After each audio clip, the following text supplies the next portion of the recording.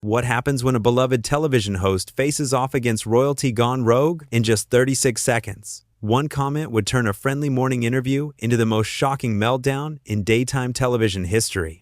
Before we dive into this unbelievable moment, make sure you subscribe and drop a comment below telling us what you think about what went down.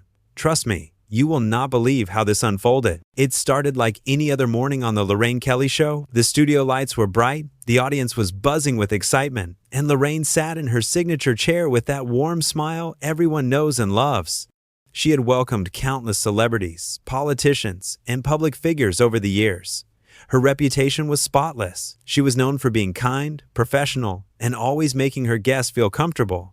Today was supposed to be no different. Prince Harry was scheduled to appear on the show to talk about his latest charity initiative. The producers were thrilled. This was a huge booking. The audience was packed with fans eager to see the prince up close. Cameras were rolling. Everything seemed perfect. Lorraine greeted him with genuine warmth as he walked onto the set. She stood up, shook his hand, and gestured for him to take a seat across from her. "Welcome, welcome. It is so lovely to have you here," Lorraine said with that trademark sparkle in her eye. The audience clapped enthusiastically. Harry gave a small wave and sat down, adjusting his jacket. There was an air of confidence about him, but something else too, something that felt a little off. Lorraine, ever the professional, dove right into the interview. "So, let us talk about your new project. You have been working on something really special for young people in underserved communities. Tell us all about it," she said, leaning forward with genuine interest. This was supposed to be an easy question, a softball, the kind of question that lets a guest shine and share their passion. But Harry paused. He looked at Lorraine with an expression that was hard to read. Was it irritation? Boredom? The audience shifted slightly in their seats. "Well, Lorraine," he began, his tone already carrying an edge. "I think before we get into that, we need to talk about the real issues. The media, for instance. People like you." The studio went quiet. Lorraine blinked, clearly caught off guard, but maintaining her composure. She had dealt with difficult guests before. She knew how to handle unexpected turns. But this felt different. "People like me?" she asked, her voice still warm but with a hint of confusion. "I am not sure I understand what you mean." She kept her smile, trying to give him the benefit of the doubt. Maybe he was nervous. Maybe he misspoke. But Harry doubled down. "The media," he said, leaning back in his chair like he owned the place. "You all sit here in your comfortable studios, asking your comfortable questions, pretending you care about charity and good causes. But really, you are just part of the problem. You profit off of other people's pain. You build people up just to tear them down." The audience gasped. This was not what anyone expected. Lorraine's smile faltered for just a moment before she recovered. "I think that is a bit unfair," she said carefully, choosing her words with precision. "I have spent my entire career trying to shine a light on important issues and give people a platform to share their stories. I take that responsibility very seriously." Her voice was steady, but you could hear the slight defensiveness creeping in. She was not going to let this slide, but she was also not going to lose her cool. Not yet. Harry laughed. Actually laughed. It was not a friendly laugh. It was dismissive, almost mocking. "Oh, please, you all say that, every single one of you. But when the cameras turn off, you go back to your lives and forget about the people you interviewed. You forget about their struggles. It is all just content to you." The tension in the room was thick enough to cut with a knife. Producers behind the cameras were exchanging worried glances. The audience sat in stunned silence. Nobody moved. Lorraine took a deep breath. You could see her physically steadying herself. "I think you are painting with a very broad brush here," she said, her voice firmer now. "I cannot speak for everyone in the media, but I can speak for myself. I care deeply about the work I do and the people I interview. And I think it is quite unfair of you to come onto my show and make these accusations without any basis." She was standing her ground. Good for her. The audience seemed to sense this too. A few people nodded in agreement, but Harry was not backing down. If anything, he seemed energized by her pushback. "Without any basis? Are you serious right now? Your entire industry is built on invasion of privacy. You chase people down. You twist their words. You create narratives that have nothing to do with reality. And then when someone calls you out on it, you act all offended and pretend you are the victim." His voice was rising now. This was escalating fast. Lorraine shook her head. "I have never chased anyone down. I have never twisted anyone's words. I invite people onto this show, and I have respectful conversations. That is what I do." And I'm sorry if you have had bad experiences with other journalists, but I am not them." She was not yelling, but her voice had an intensity to it now. She was defending herself, her career, everything she had built, and she had every right to. "You are all the same," Harry shot back. "You hide behind this facade of respectability, but you are all vultures, every single one of you." The word vultures hung in the air like a grenade. The audience gasped again, louder this time. Some people looked genuinely shocked. Others looked angry. How dare he talk to Lorraine Kelly like that? She was a national treasure. She had done nothing to deserve this treatment. Lorraine straightened in her chair, her eyes locked onto Harry's. "I'm going to stop you right there," she said, her voice calm but with steel underneath. "I have been nothing but welcoming to you since the moment you walked onto this set. I prepared thoughtful questions about your charity work because I thought it was important and worth highlighting. But instead of having a conversation, you have come here with an agenda to attack me and attack the media. And I am not going to sit here and let you disrespect me or my team." For a moment, Harry looked almost surprised, like he had not expected her to fight back. But then his face hardened again. "Disrespect you? You want to talk about disrespect? Let me tell you about disrespect. Disrespect is having cameras follow you everywhere you go. Disrespect is having your private life turned into entertainment. Disrespect is being treated like you are not even human." His voice was loud now, almost shouting. "I understand that you have been through a lot," Lorraine said, trying to bring the temperature down. "I truly do. But I am not the enemy here. I am not the person who did those things to you. And coming onto my show and attacking me is not going to solve anything." She was trying to be reasonable, trying to extend an olive branch, but Harry was not interested. "You are part of the system," he said, pointing his finger at her. "You benefit from the system. So yes, you are part of the problem whether you want to admit it or not." The audience was getting restless now. You could hear murmurs spreading through the crowd. People were uncomfortable. This had gone way too far. Lorraine looked directly into the camera for a moment, then back at Harry. "I think we need to take a break," she said. But Harry cut her off. "No, no breaks. I am not done talking." His entitlement was on full display now. He was not just a guest anymore. He was trying to take control of the entire show. Lorraine's patience was wearing thin. You could see it in her eyes. She had been patient. She had been understanding. She had tried to de-escalate, but enough was enough. "Actually, this is my show," she said firmly, "and I decide when we take breaks. We are going to take a break right now, and when we come back, we are going to have a civil conversation, or we are not going to have a conversation at all." She signaled to the producers. Cut to commercial, but Harry was not having it. "Typical," he said, shaking his head with disgust. "As soon as someone tells you the truth, you run away. You cannot handle it. None of you can." Lorraine stood up from her chair. The audience watched in disbelief. This was unprecedented. Nothing like this had ever happened on her show before. "I am not running away from anything," she said, her voice steady but fierce. "I am setting a boundary. You are a guest on my show, and you will treat me and my team with respect. If you cannot do that, then you are welcome to leave." The gauntlet had been thrown down. The studio was dead silent. Everyone was waiting to see what would happen next. Harry stood up too, facing her. "Maybe I will leave. Maybe I should have never come here in the first place. This whole thing is a joke." He started to remove his microphone, yanking at the wire with frustration. The audio team winced. Those microphones were expensive. "If that is what you want to do, that is your choice," Lorraine said. She was not going to beg him to stay. She had her dignity. She had her self-respect. And she was not going to let anyone, royal or not, walk all over her on national television. The audience started to clap, slowly at first, then building. They were clapping for Lorraine. They were showing their support. She had handled this with grace and strength. Harry looked around at the clapping audience, and his face reddened. "Unbelievable," he muttered. "Absolutely unbelievable. You people do not even see it. You are so brainwashed by the media that you cannot even recognize the truth when someone tells it to you." He was spiraling now, lashing out at everyone. "I think it is time for you to go," Lorraine said quietly but firmly. Security had already started moving toward the set, alerted by the producers. This was over. Harry looked at the security guards approaching and scoffed. "You are actually going to have me removed? This is insane. Do you know who I am?" And there it was, the entitled attitude laid bare for everyone to see. "Do you know who I am?" The classic line of someone who thinks they are above the rules, above consequences. The audience booed. Actually booed him. That never happens on a daytime talk show. Lorraine crossed her arms.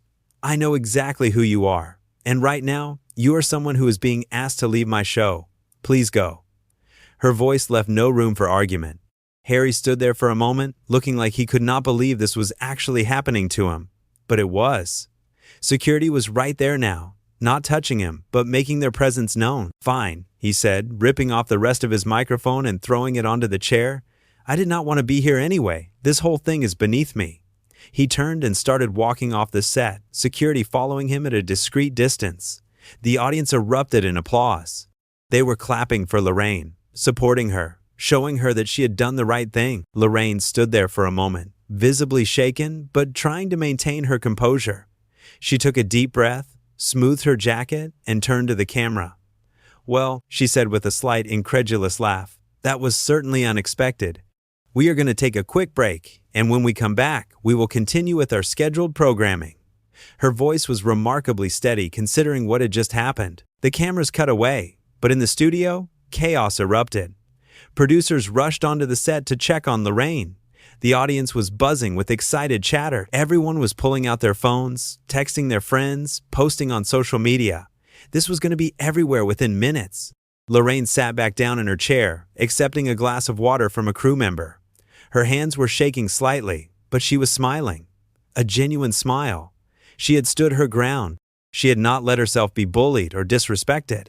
And everyone in that studio knew they had just witnessed something extraordinary. Behind the scenes, crew members were scrambling. The director was speaking rapidly into his headset, trying to figure out what to do next. The show still had 20 minutes left to fill. They had other guests scheduled, but nothing could possibly follow what had just happened. Meanwhile, stage managers were trying to calm the audience down. People were standing up, talking loudly to each other, completely energized by what they had witnessed. One woman in the front row turned to her friend and said loudly enough for others to hear, "Can you believe that? Who does he think he is?" Her friend nodded vigorously in agreement. Lorraine took another sip of water and looked up at her producer, who had crouched down beside her chair. "Are you okay?" the producer asked, genuine concern in her voice. Lorraine nodded. "I am fine. Really? Just give me a minute." She closed her eyes briefly, centering herself. Years of live television had taught her how to recover quickly from unexpected situations. But this was different. This was personal. He had attacked not just her profession, but her integrity, her character, everything she had worked so hard to build. The commercial break was almost over. 30 seconds. Lorraine stood up, straightened her posture, and checked her reflection in a monitor. She smoothed her hair and took one more deep breath. The countdown began. 5, 4, 3, 2, 1. The red light on the camera blinked on. Lorraine looked directly into the lens with that familiar warm expression, though you could still see the emotion behind her eyes if you looked closely enough. "Welcome back," she said, her voice steady and professional. "I want to take a moment to address what just happened here. As you all saw, my interview with Prince Harry took an unexpected turn. I invited him here to discuss his charity work, something I thought was important and worth sharing with all of you. Instead, the conversation became confrontational and disrespectful." She paused, choosing her words carefully. "I have spent over 2 decades in this industry building relationships with guests and treating everyone who comes on this show with kindness and respect. I will not apologize for standing up for myself when that respect is not returned." The audience erupted in applause again. They were completely on her side. Lorraine smiled gratefully at them. "Thank you. Thank you all for your support.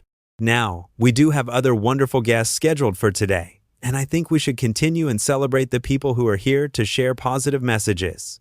She glanced at her notes. "After the break, we will be joined by a fantastic author who has written a beautiful book about overcoming adversity. I think we could all use some positivity right about now." She smiled, and the audience laughed warmly. But as the show cut to another commercial break, something was happening outside the studio. Harry had not left the building. Instead, he was in the hallway, pacing back and forth, his face flushed with anger. His security detail looked uncomfortable. They had seen him upset before, but this was something else. One of the producers approached him cautiously. "Sir, I think it would be best if you left the premises now." Harry spun around to face him. "I am not going anywhere until I speak to Lorraine again," he said, his voice tight with frustration. The producer shifted uncomfortably. I do not think that is a good idea right now. Emotions are running high, and perhaps it would be better to let things cool down." Harry laughed bitterly. "Cool down? She humiliated me on national television. She had me removed like I was some kind of criminal. I am not leaving until she apologizes." The producer's eyes widened. "Apologizes? Sir, with all due respect, you were the one who came onto her show and insulted her. She was defending herself." Harry's face darkened. "That is not what happened. I was trying to have an honest conversation about the problems with the media, and she could not handle the truth. She is the one who escalated things. She is the one who had security remove me. And now she is playing the victim in there." He gestured toward the studio doors. Inside the studio, Lorraine was back on air, interviewing the author as planned. But she was distracted. One of the crew members had just whispered to her during the commercial break that Harry was still in the building and demanding to speak with her. She felt a knot form in her stomach. Why would he not just leave? Why was he dragging this out? She tried to focus on her guest, asking questions about the book, but her mind kept wandering back to the confrontation. The author was talking about resilience, about facing challenges head-on and not backing down. Lorraine found herself nodding along, feeling a strange kinship with those words. "You write in your book that sometimes the hardest thing to do is stand your ground when someone is trying to intimidate you," Lorraine said. "Can you talk more about that?" The author smiled. "Absolutely. I think many of us are taught to be accommodating, to avoid conflict, to keep the peace. But sometimes keeping the peace means sacrificing your own dignity, and that is never worth it." The audience applauded. Lorraine felt those words land deeply. That was exactly what she had refused to do. She had refused to sacrifice her dignity just to keep a difficult guest happy. She had set a boundary, even though it was uncomfortable, even though it created conflict, and she would do it again in a heartbeat. The interview continued smoothly, and by the end, Lorraine was feeling more like herself again. The author thanked her for having her on the show, and they embraced warmly. As the show wrapped up, Lorraine thanked the audience and signed off with her usual closing. "Take care of yourselves, and take care of each other. See you tomorrow." The camera stopped rolling, and the studio lights dimmed slightly. Lorraine stood up and waved to the audience as they filed out, still chatting excitedly about what they had witnessed. Several people stopped to tell her how proud they were of her, how she had handled the situation perfectly. She thanked them graciously, though she was exhausted. Once the studio had cleared out, Lorraine made her way back to her dressing room. She just wanted to decompress, maybe have a cup of tea, and process everything that had happened. But as she turned the corner in the hallway, she stopped dead in her tracks. Harry was standing there, leaning against the wall near her dressing room door. His arms were crossed, and he had that same defiant expression on his face. Lorraine felt her heart rate spike. "What are you doing here?" she asked, trying to keep her voice calm. "You need to leave." Harry pushed off the wall and took a step toward her. "We need to talk, Lorraine. We need to clear the air about what happened in there." Lorraine shook her head. "There is nothing to clear up. You came onto my show. You were disrespectful and hostile, and I asked you to leave. That is what happened. Now I am asking you again to leave this building." Harry's jaw clenched. "You are really going to stand there and act like you did nothing wrong? You had me thrown out like I was trash. You embarrassed me in front of millions of people." Lorraine felt her patience snap. "I embarrassed you? You embarrassed yourself. I gave you every opportunity to have a civil conversation. I was kind to you. I was welcoming, and you threw it back in my face. You insulted me. You insulted my career, and you insulted everyone who works on this show. What did you expect me to do? Just sit there and take it?" Harry's eyes flashed with anger.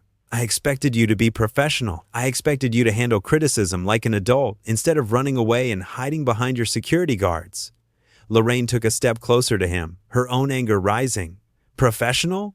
You want to talk to me about being professional? You came onto my show with an agenda. You were not interested in talking about your charity work. You were not interested in having a conversation.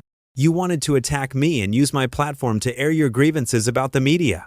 Well, I am sorry, but that is not what this show is for." Harry scoffed. "Your show is for puff pieces and softball interviews. It is for making celebrities look good and pretending like everything is perfect in the world. But some of us actually want to talk about real issues. Some of us want to use our platform to create change." Lorraine laughed, but there was no humor in it. "Real issues? You think attacking a television host for doing her job is creating change? You think being rude and entitled is activism? Give me a break. Security had noticed Harry standing in the hallway and had quietly moved closer, ready to intervene if necessary. Lorraine glanced at them and felt a wave of relief. She was not alone. You need to leave now, she said firmly. This conversation is over. You have said your piece, and now it is time for you to go.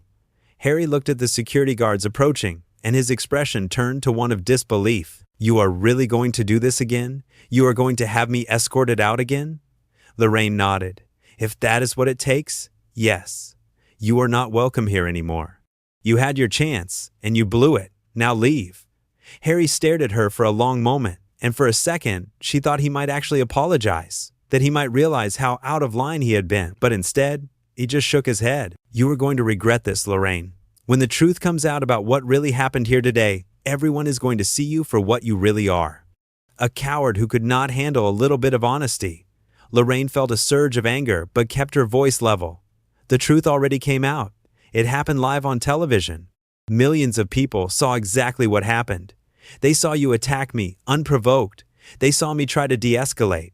They saw me set boundaries. And they saw you refuse to respect those boundaries. So if anyone is going to regret anything, it is you. Harry opened his mouth to respond, but one of the security guards stepped forward.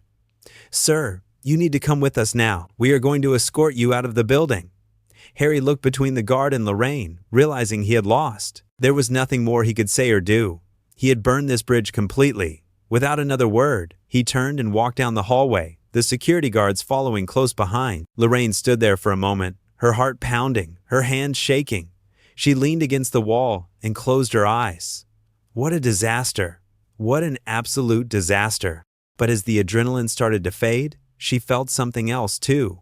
Pride. She had stood up for herself not once, but twice. She had not backed down. She had not let him intimidate her or manipulate her, and that was something to be proud of. She pushed off the wall and walked into her dressing room, closing the door behind her. Her phone was buzzing nonstop on the table. Messages from friends, colleagues, reporters, everyone wanting to know what had happened, and if she was okay. She ignored them for now. She just needed a moment of quiet. She sat down on the couch and let out a long breath. Today had been one of the most challenging days of her career. But she had gotten through it, and tomorrow she would be back in that chair, doing what she loved, treating her guests with respect and kindness, because that was who she was. And no one, no matter who they were, was going to change that. While Lorraine sat in her dressing room trying to process the chaos of the day, Harry was being escorted through the back corridors of the building toward the exit. The security guards remained professional and quiet, but Harry could not seem to keep his mouth shut. This is ridiculous. Absolutely ridiculous. Do you know how many shows beg me to come on? How many hosts would kill for an interview with me? And this is how I get treated?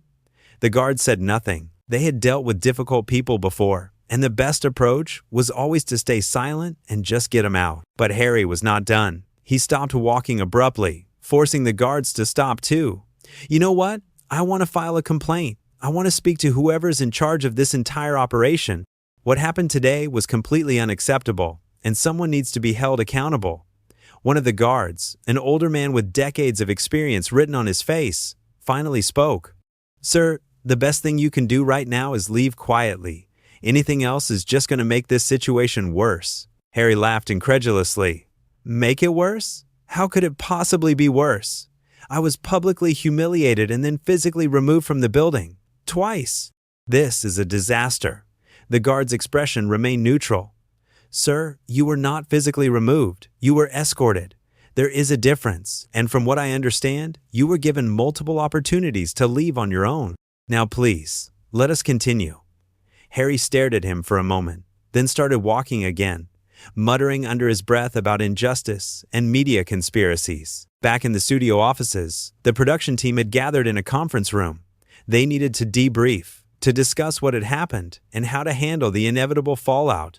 The executive producer, a woman named Sarah, who had been with the show since its inception, sat at the head of the table. Okay, let us talk about what we just witnessed. First of all, is Lorraine okay? The floor manager nodded. She is in her dressing room, shaken up but handling it like a pro. You know Lorraine. Sarah nodded. Good. Now, we need to talk about the footage. We have everything recorded, obviously. The question is what we do with it. One of the younger producers spoke up. It is already out there. People in the audience were filming on their phones. It is probably all over social media by now. Sarah sighed. I figured as much. Okay, then we need to get ahead of this.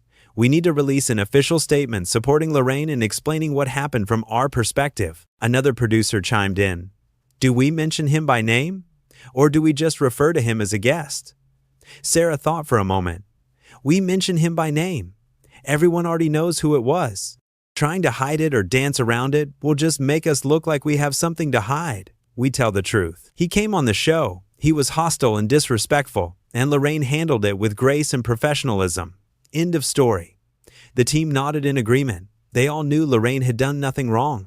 If anything, she had been too patient with him for too long. Meanwhile, Harry had finally been escorted out of the building and into a waiting car. His team was already there, looking stressed and worried. As soon as the car door closed, one of his advisors turned to him. What on earth happened in there? We have been getting calls non-stop. People are saying you had a meltdown on live television? Harry's face flushed with anger.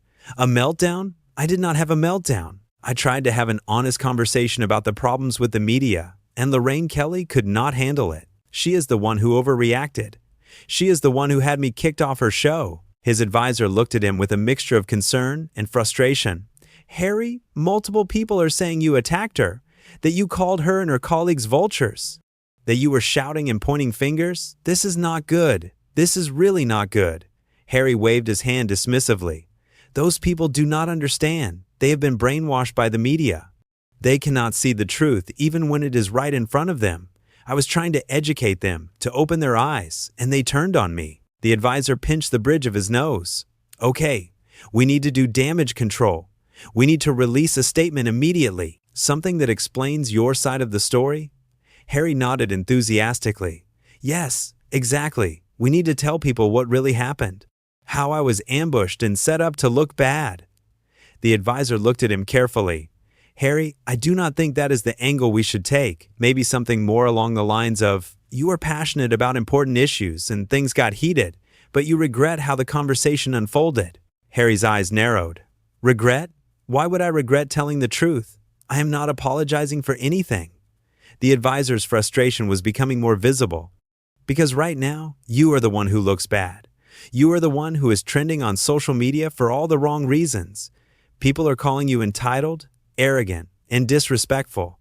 If you do not get ahead of this and show some humility, this is going to follow you forever.